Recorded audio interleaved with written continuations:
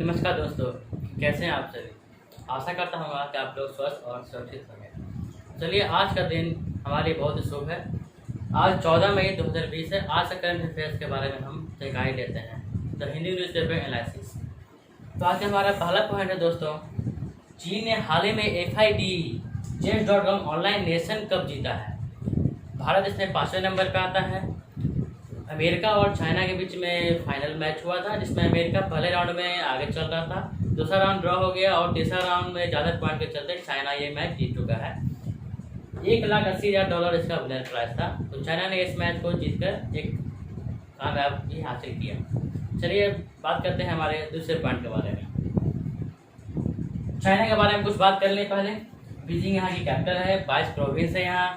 Administrative reason Hong Kong और Macau है। President वहाँ के जिनपिंग जी हैं। करेंसी युआन है। और तीसरा थर्ड लार्जेस्ट कंट्री है पूरे वर्ल्ड में अपने एरिया को लेकर।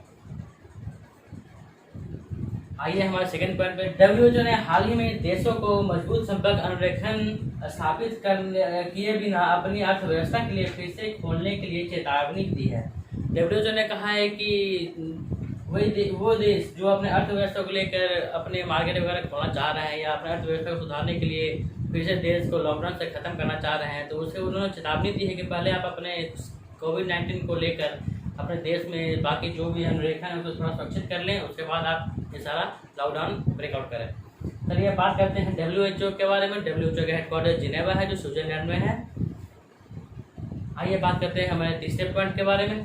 PM मोदी ने अर्थव्यवस्था को लेकर किक स्टार्ट करने के लिए 20 लाख करोड़ रुपए का एक आर्थिक पैकेज की घोषणा की है, जो हमारे GDP का 10% है।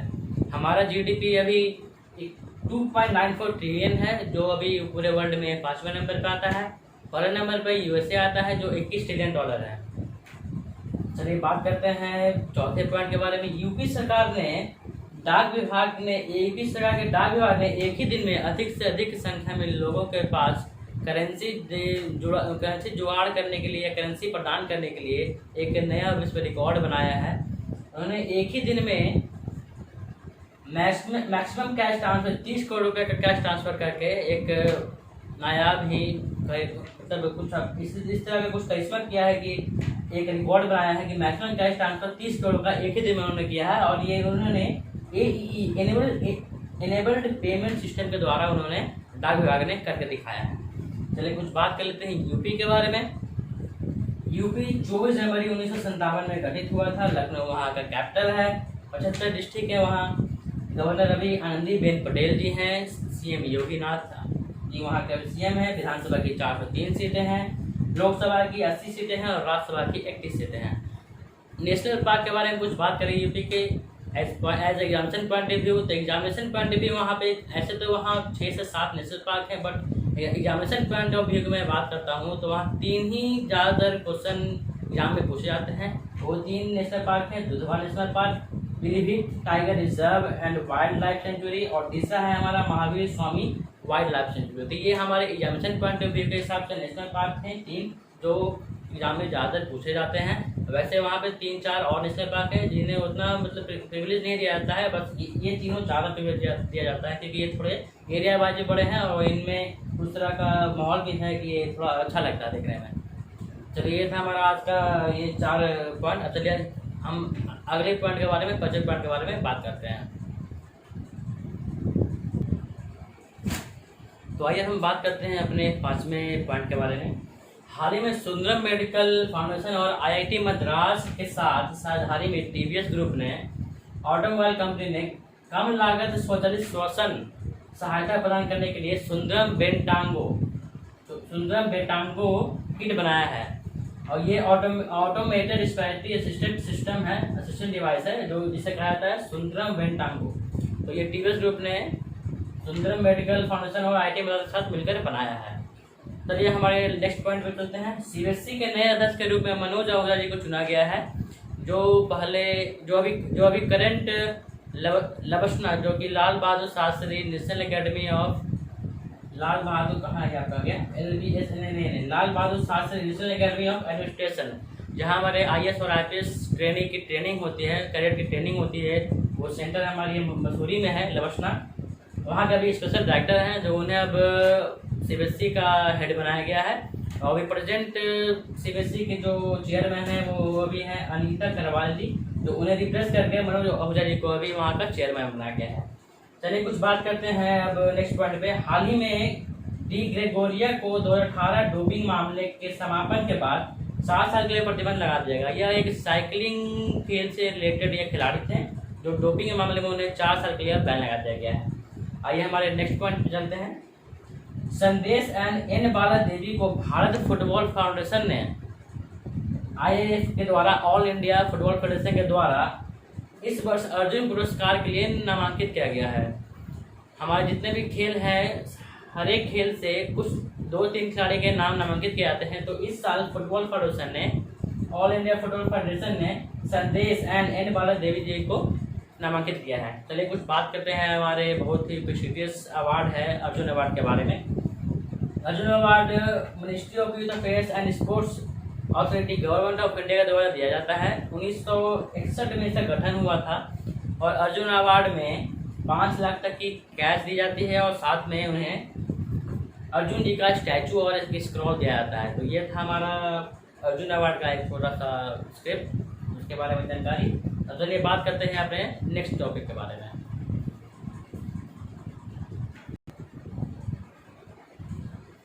तो आइए हम बात करते हैं अपने नेक्स्ट टॉपिक के बारे में। हमारा 9वां टॉपिक है, अहमदाबाद शहर ने सभी होम डिलीवरी सेवाओं को डिजिटल भुगतान को अनिवार्य कर दिया है।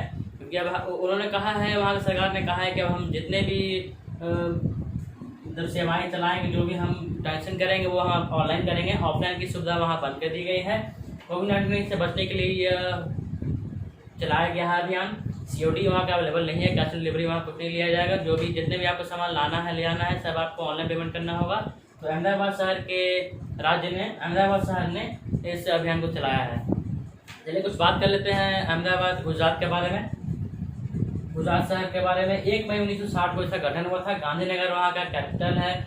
33 डिस्ट्रिक्ट है वहाँ। गवर्नर वहाँ का चारिदेव व्रत जी हैं। लोकसभा की 26 सीटें हैं, राज्यसभा की 11 सीटें हैं। गुजरात के बारे में कुछ करंट न्यूज़ के बारे में वहाँ जान लेते हैं, जो भी हाल ही फिलहाल में हुआ है। गुजरात के CM ने एक स्लोगन का वहाँ संचालन किया है, एक अभियान चलाया है, सुजलाम सुफलाम जल संचय अभियान चलाया है वहाँ के CM ने, ताकि इस COV से आपका ये जो कोरोना वायरस का जो चेन बन रहा है उसे तोड़ने के लिए उन्होंने सुजलाम सुफलाम जल संचय अभियान का वहाँ एक अभियान चलाया है। चलिए बात करते हैं अपने नेक्स्ट टॉपिक के बारे में बात करते हैं दोस्तों। तेलंगाना राज्य ने हाल ही में भौगोलिक संकेत GI टैग को प्राप्त कर लिया है। पर जैसे कि आप पहले 2004 में गुजरात ने GI टैग संकेत हासिल किया था वहाँ के चाय को लेकर। गुजरात ने आपको वहाँ की माफ़ करना मुझे, दार्जिलिंग ने पहले 2004 में GI टैग हासिल किया था। 2004 में वहाँ के चाय को लेकर, दार्जिलिंग चाय को लेकर। और इस बार 2020 में तेलंगाना ने GI टैग हासिल किया है अपने तेलिया रुमाल को लेके, जो बहुत ही अभी हाल ही फिलहाल में उन्होंने GI टैग हासिल किया है। भौगोलिक संकेत को उन्होंने टैग प्राप्त किया है। GI टैग का हेडक्वार्टर है, GI टैग का मतलब होता है ज्योग्राफिकल इंडिकेशन, और यहाँ का हेडक्वार्टर है चेन्नई। अब बात करते हैं नेक्स्ट टॉपिक के बारे में दोस्तों। गोवा ने आने वाले पर्यटकों के लिए अपनी मानक संचालन प्रक्रिया SOP विकसित करने का निर्णय लिया है। जो भी उस राज्य में नए पर्यटक आते हैं या बाहर से आते हैं, उनके बारे में जानकारी संग्रहण करने के लिए एक SOP, एक मानक संचालन बनाने का निर्णय लिया है कि जो भी उस राज्य में जितने भी व्यक्ति आते हैं उनका सारा डाटा उनके पास बना रहे। इसलिए उन्होंने एक मानक संचालन प्रक्रिया बनाने का निर्णय लिया है। SOP मतलब होता है स्टैंडर्ड ऑपरेटिंग प्रोसीजर, एक तरह का ये है। गोवा के बारे में कुछ बात कर ले तो 30 मई 1987 को इसका गठन हुआ था। यहाँ के कैपिटल पंजीम है। यहाँ के 2 डिस्ट्रिक्ट है। गवर्नर वहाँ के अभी सत्यपाल सावंत जी हैं, CM प्रमोद सावंत जी हैं। विधानसभा की 40 सीटें हैं, लोकसभा की 2 सीटें हैं और राज्यसभा की 1 सीटें हैं। अब बात करते हैं कुछ गोवा के रिसेंट न्यूज़ के बारे में दोस्तों। तो हाल ही फिलहाल में गोवा के नेत्रावली वाइल्ड लाइफ सेंचुरी में ब्लैक पैंथर पाया गया है। ये हाल ही का न्यूज़ है दोस्तों। दूसरा न्यूज़ है, गोवा पहला राज्य बना है COVID-19 आपका जो कोरोना वायरस फ्री राज्य बनने का पहला दर्जा गोवा को मिला है। वहाँ एक भी केस नहीं है दोस्तों। तीसरा न्यूज़ हमारा आ रहा है वहाँ से, RBI ने मापुसा अर्बन कोऑपरेटिव बैंक का लाइसेंस कैंसिल कर दिया है कुछ घोटाला को लेकर, इसलिए ये हमारा तीसरा न्यूज़ है दोस्तों। तो ये था हमारा आज का करंट अफेयर्स। आशा करता हूँ कि आप लोग को अच्छा लगा होगा। जो ऐसा है कि आप लोग पढ़िए और खूब मन लगा के पढ़िए, और मिलते हैं अगले करंट अफेयर्स के सेशन में। तब तक के लिए गुड बाय।